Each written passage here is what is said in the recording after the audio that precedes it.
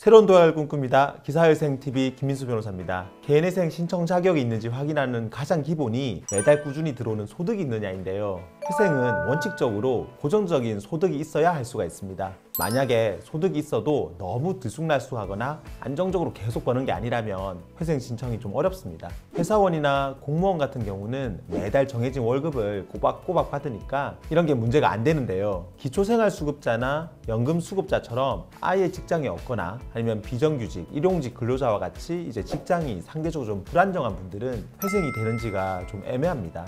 그리고 최근에 취업해서 아직 월급을 한 번도 안 받은 분들도 회생이 되는지 궁금하실 텐데요. 그래서 오늘은 제가 이런 정규직 근로자가 아닌 분들도 개인회생이 가능한지 그 의문점들을 하나하나 풀어드리겠습니다. 먼저 첫 번째로 기초생활수급자나 연금수급자 같이 이제 직장이 없는 분들도 개인회생이 가능한지 알려드리겠습니다. 이분들은 직장이 없고 생활보조금이나 연금으로 생활하는 거잖아요. 네, 결론부터 말씀드리면 기초생활수급자는 원칙적으로 회생 진행이 좀 어렵습니다. 왜냐하면 개인회생은 소득에서 최저생계비를 빼고 남는 돈이 있어야 신청이 가능한데 생활보조금만 가지고는 이 최저생계비를 뺐을 때 남는 돈이 없거든요. 그래서 대개 이런 분들은 개인 파산으로 들어가야 됩니다. 그런데도 꼭 회생을 해야 되겠다 한다면 방법이 하나 있습니다. 정규직 말고 다른 아르바이트를 하나 해서 추가소득을 만들면 됩니다. 이 추가소득은 금액이 클 필요도 없어서 파트타임 알바로 벌어도 괜찮아요. 생활보조금에다가 이 추가소득을 합한 금액을 내 소득으로 보기 때문에 이렇게 하면은 소득이 이제 최저생계비보다 올라가가지고 회생 신청이 가능해집니다. 그리고 연금 받는 분들은 직장이 없어도 아무 문제가 없습니다. 이거는 채무자회생법에도 된다고 나와 있어요. 그러니까 혹시 직장 없다고 개인회생 안 되는 거 아니냐고 오해하시면 절대로 안 됩니다. 공무원들도 퇴직하고 공무원 연금 받는 걸로 회생 신청이 가능해요. 그리고 퇴직 직전에 신청을 했다가 회생 중간에 혹시 퇴직을 하더라도 신청이 가능하니까 아무 문제가 없습니다.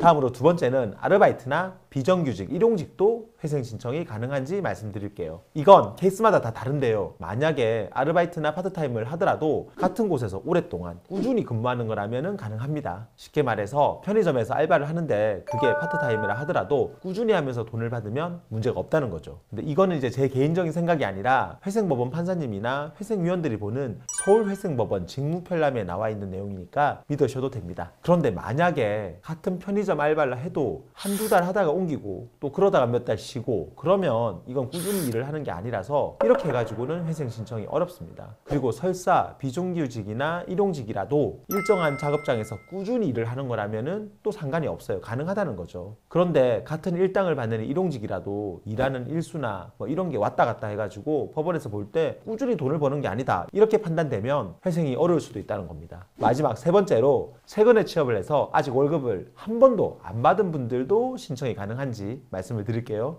결론부터 이야기 드리면 이런 분들도 회생 신청이 가능합니다. 아직 첫 월급을 안 받았더라도 회사랑 쓴 근로계약서랑 재직증명서 가지고도 신청을 할 수가 있어요. 근로계약서에 월급 얼마 받는지 나와 있는 그걸로 신청을 하면 됩니다. 대신 이 경우에는 법원에서 내가 계속 직장을 다니면서 진짜로 월급을 받는지를 확인을 해요. 쉽게 말해서 신청서 내고 나서도 나중에 월급 받은 통장 내역이나 급여 명세서 또는 소득금액 증명원, 건강보험 자격 득실 확인서 이런 것들을 추가로 내라고 합니다. 가짜 직장을 만든 게 아니라면 이런 거 내는 거는 전혀 어렵지가 않습니다. 그런데 최근 취업 관련해 가지고는 몇 가지 주의할 게 더 있어요. 만약에 이전에는 월급이 많았는데 갑자기 이직하면서 최저임금 수준으로 월급을 받는다. 그러면 법원에서는 일부러 직장을 옮겨서 월급을 낮춘 걸로 의심할 수도 있어요. 이럴 때는 내가 왜 직장을 그만두게 되었는지 그리고 월급은 왜 줄어들었는지를 잘 설명해야 됩니다. 안 그러면 나중에 인가가 되더라도 조건부 인가라는 게 나올 수가 있어요. 조건부 인가가 나오면 인가 후에도 6개월이나 1년 단위로 소득이 어떻게 바뀌는지를 보고를 해야 되는데 만약 중간에 소득이 올라가면 법원에서 변제금을 더 내라고 합니다. 그러니까 새로 직장을 구하면서 갑자기 소득이 확 줄어든 분들은 왜 이렇게 됐는지를 법원에 잘 설명을 해야 돼요. 그리고 회생 신청 직전에 사업장을 정리하고 새로 직장을 구해서 들어가는 경우들도 주의할 점이 있습니다. 이 경우에는 혹시 기존 사업장은 그대로 두고 가짜 직장을 구해가지고 회생이 들어가는 건 아닌지 법원에서 확인을 하려고 사업장 폐업 사실 증명원을 내라고 합니다. 그러니까 사업하다가 새로 취업해서 회생 들어가는 분들은 사업장은 반드시 폐업할 생각을 하고 진행을 해야 된다는 것도 잊지 마시기 바랍니다.